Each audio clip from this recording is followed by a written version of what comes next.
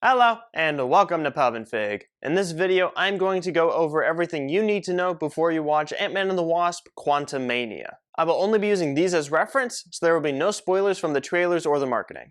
As for the structure of this recap, the first half will go over everything we know about the Ant-Man legacy, and the second half will go over everything we know or could see concerning the quantum realm. Now without further ado, let's review.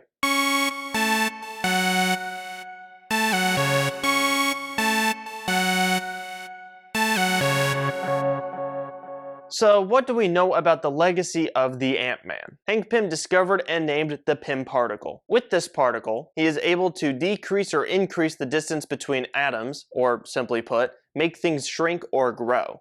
So with this particle and research into how to control and communicate with ants, the Ant-Man was born. Whether Hank was a part of S.H.I.E.L.D. before or after this discovery is not too well known, but with his Ant-Man suit, he carried out many missions for them. He even designed a similar suit for his wife, Janet Van Dyne, so she could join him on assignments as well. However, everything started going south for Hank when Janet sacrificed herself to disarm a missile by shrinking between its atoms in order to save a city. This event would shape his relationship with his daughter, Hope. Sometime later, Hank snuffs out Howard Stark's plans to further weaponize the particle, taking all of his research and developments with him and away from S.H.I.E.L.D. Hank then created Pym Tech, only for him to lose control over it to Darren Cross, and discover plans to recreate the particle he had efficiently hidden away.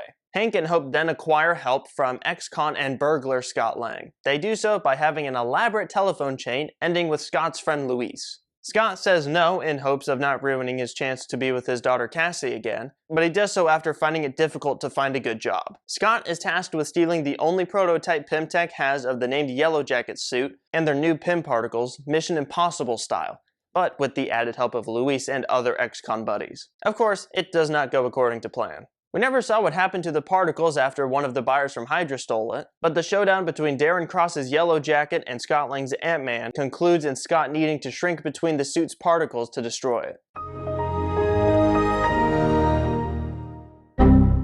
This result is the same as what happened to Janet, constantly shrinking before reaching the quantum realm. However, unlike Janet, Scott is able to bring himself back. Scott being able to return from the quantum realm spikes interest in Hank to see if there is a way to retrieve Janet, since she could still be down there. Between Ant-Man and the Wasp, Scott is involved in the infighting between the Avengers in Captain America's Civil War. This tore the team apart over the disagreement of whether or not the Avengers needed oversight and control by the United Nations, dividing them between Team Iron Man and Team Captain America. This went to a height at an airport in Germany between the two sides, which allowed Scott to showcase his potential, whether small or absolutely giant. In the end, Cap's side lost, but Hawkeye and Scott were granted the option of house arrest in order to relieve their families. As I said before, the main plot of Ant-Man and the Wasp is to retrieve Janet from the quantum realm. Hank and Hope hate Scott after his fiasco with the Avengers, but they need him because Janet implanted a message in Scott's head due to quantum entanglement. It is also revealed that Hank made a suit for Hope similar to Janet's called the Wasp, only with a handful of improvements here and there.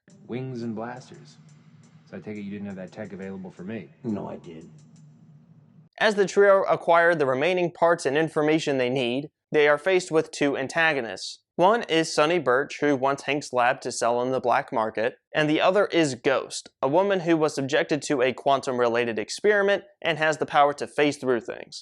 Long story short, Hank readies his vessel and enters the quantum tunnel, going deeper into the quantum realm and finding Janet. Luis and his crew came to help again, dealing with Birch and his men. After Hank's rescue mission from the quantum realm, Janet is able to help Ghost by stabilizing her phasing with some quantum energy. Whether or not this is an acquired superpower or just a momentary thing after decades of constant quantum exposure is still unknown, but I do think the former would be far more interesting. At the end of the movie, Scott is off of house arrest, and the Pym and Van Dyne family are able to minimize the quantum tunnel size from the size of a building into Luis's van. While Scott shrunk down to capture more of that quantum energy for Ghost, Hank, Hope, and Janet are all blipped, unable to retrieve him from the quantum realm. This was because of the events in Avengers Infinity War. However, Scott got stuck in a time vortex, which made 5 years above pass like 5 hours for him. After learning what the snap was and finding an older Cassie, which I will point out that Cassie has a different actress going into Quantumania than she did in Endgame, he meets with the Avengers with an idea.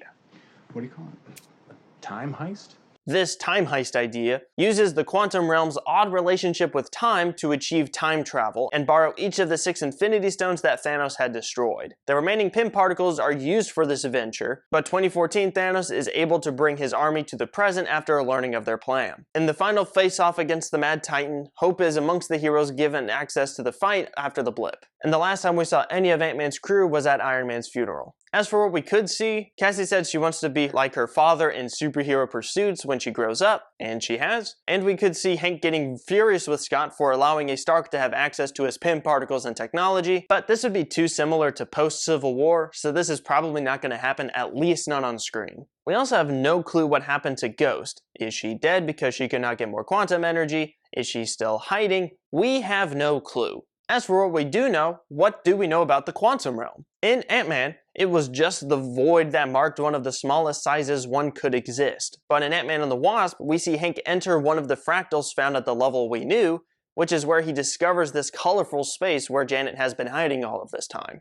We also know the quantum realm has ties to the multiverse, whether that is directly or indirectly. The first hint was in Doctor Strange when Steven sees it in his tour of the multiverse, but the Avengers used the quantum realm as a means of time travel, which then set the Loki series into motion. Loki learns about the Time Variance Authority, or the TVA, which preserved the sacred timeline in order to prevent another multiversal war. The series ends with Loki and his variant Sylvie killing He Who Remains, the man who ended the last multiversal war by killing off all of his variants and their timelines, which can now potentially repeat. Since then, the multiverse has been explored in Spider-Man No Way Home, where his variants and their enemies came through, and Doctor Strange in the Multiverse of Madness, where Steven passed through a few universes, most in this single montage. Since this movie is called Quantumania, hopefully we can get some answers as to how the quantum realm relates to the multiverse, whether it be more closely related to Loki and Endgame's interpretation as an accessibility hub or a window into the multiverse, or the Doctor Strange movies as just another universe. As for what else remains a mystery is how Janet managed to survive all of those years down there and what she was doing in the meantime. Alright, that is all I have for this recap for Ant-Man and the Wasp, Quantumania. If you want to see more videos just like this, subscribe down below in order to stay up to date with the Marvel mythos. If you enjoyed this video, please give it a like and comment what your favorite Ant-Man related moment is. This is Pub and Fig, sayonara.